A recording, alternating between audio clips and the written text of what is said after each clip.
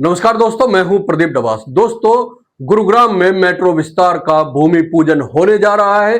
बरसों से इंतजार कर रही जनता के लिए यह ऐतिहासिक दिन है, क्योंकि साइबर सिटी और उद्योग विहार जैसे नए गुरुग्राम को अब पुराने गुरुग्राम से जोड़ा जाएगा। लेकिन जितनी बड़ी ये योजना है, उतनी ही बड़ी इस पर राजनीति भी हो रही है। सवाल यह है कि क्या इस प्रोजेक्ट का लाभ जनता को मिलेगा, या फिर ये नेताओं की श्रेय लेने की होड़ जनता को देखने को मिलने वाली है। प्रधानमंत्री नरेंद्र मोदी इस प्रोजेक्ट की नींव पहले ही 16 फरवरी 2024 को रेवाड़ी में रख चुके हैं, यानी आधारशिला रखी जा चुकी है। अब विधिवत रूप से राज्य स्तर पर इसका भूमि पूजन किया जा रहा है। मुख्यमंत्री नायब सिंह सैनी और पूर्व मुख्यमंत्री और केंद्रीय मंत्री मनोहर लाल खट्टर इस कार्यक्रम में मौजूद रहेंगे। लेकिन जिस नाम पर सबसे ज्यादा चर्चा है, वो नाम है गुरुग्राम से सांसद और केंद्रीय राज्य मंत्री राव इंद्रजीत सिंह। दोस्तों, राव इंद्रजीत सिंह ने इस मेट्रो प्रोजेक्ट की मांग लंबे समय से उठाई है। उन्होंने दिल्ली गुरुग्राम कनेक्टिविटी को बेहतर बनाने और पुराने शहर को मेट्रो से जोड़ने पर हमेशा जोर दिया।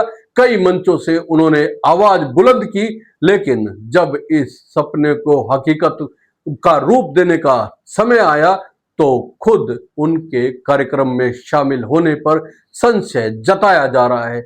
आखिर ऐसा क्यों? क्या उनके कार्यक्रम में पहुंचने को लेकर जो संशय सूत्रों के हवाले से बताया जा रहा है, कहीं वो राव इंद्रजीत सिंह और मौजूदा नेतृत्व के बीच रिश्तों को लेकर कुछ संकेत तो नहीं दे रहे? और अगर संकेत है तो ये बेहद गंभीर संकेत माने जा सकते हैं। दोस्तों याद कीजिए, खुद राव इंद्रजीत सिंह ने बयान दिया था कि नायब सिंह सैनी की सरकार वही बाबू चला रहे हैं जो मनोहर लाल के समय में थे। ये बयान सिर्फ नाराजगी नहीं, बल्कि गहरी खटास की ओर इशारा करता है। इसके अलावा उन्होंने मनोहर लाल खट्टर पर भी कई मौकों पर कटाक्ष किया और कहा कि पूरे हरियाणा का काम तो वे करवाते रहे, लेकिन चंद नेता नहीं बन पाए। सवाल है कि खटास दोनों नेताओं से ही रही है, पहले खट्टर से और अब नायब सिंह सैनी से। अब सोचिए दोस्तों, एक तरफ प्रधानमंत्री खुद नींव रख चुके हैं, दूसरी तरफ राज्य का नेतृत्व इसी प्रोजेक्ट को अपने नाम से जोड़ने में जुटा हुआ है। लेकिन गुरुग्राम से सांसद जिनके क्षेत्र में यह प्रोजेक्ट लागू होना है, वही कार्यक्रम में नहीं पहुंचे, तो क्या भारतीय जनता पार्टी की अंदरूनी कलह नहीं दिखाई देगी? क्या यह संकेत नहीं होगा कि गुरुग्राम की राजनीति सिर्फ विकास से नहीं, बल्कि गुटबाजी से भी संचालित होती है? दोस्तों, गुरुग्राम मेट्रो प्रोजेक्ट की बात करें तो इसकी लंबाई 28.5 किलोमीटर होगी। इसमें 27 स्टेशन बनाए जाएंगे।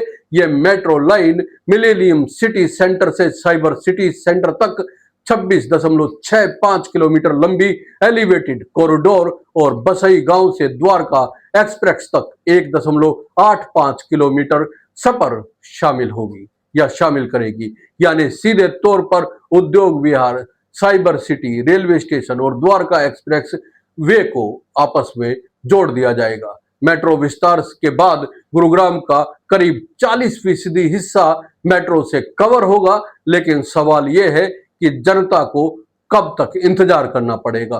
पहले चरण में 15.22 किलोमीटर कॉरिडोर बनाया जाएगा, जहां 14 स्टेशन होंगे। लक्ष्य यह है कि यह काम 30 महीने में पूरा हो। दोस्तों, गुरुग्राम की जनता को सबसे बड़ी तकलीफ है जाम और जल भराव से। हल्की सी बारिश होती है तो सड़कें नदी बन जाती है। लोग कई कई घंटे तक जाम में फंसे रहते हैं, लेकिन नेता सिर्फ वादे करते हैं। यहां तक कि खुद सांसद राव इंद्रजीत सिंह इसे लेकर आलोचनाएं झेल चुके हैं। और याद कीजिए, हाल ही में गुरुग्राम के विधायक मुकेश शर्मा ने क्या कहा था। बेहद दिलचस्प और बेहद छोटे स्तर की बात उन्होंने की थी। उन्होंने कहा था कि बारिश से जाम नहीं लगता, बल्कि बाइक फ्लाईओवर के नीचे खड़ी कर दी जाती है। यानी कि जो लोग बरसात में भीग रहे होते हैं, वह अपनी मोटरसाइकिलें फ्लाईओवर के नीचे खड़ी कर देती है और इसकी वजह से जाम लगता है। सोचिए, जनता जिस समस्या से रोज जूझ रही है, उसका हल निकालने की बजाय उसे हल्का कर दिया गया, मजाक बना दिया गया। क्या मुख्यमंत्री इस बयान पर कुछ कहेंगे? क्या पूर्व मुख्यमंत्री मनोहर लाल इस पर कुछ बोलेंगे? क्या राव इंद्रजीत सिंह जो खुद सांसद है इस मुद्दे पर कोई ठोस पहल करेंगे?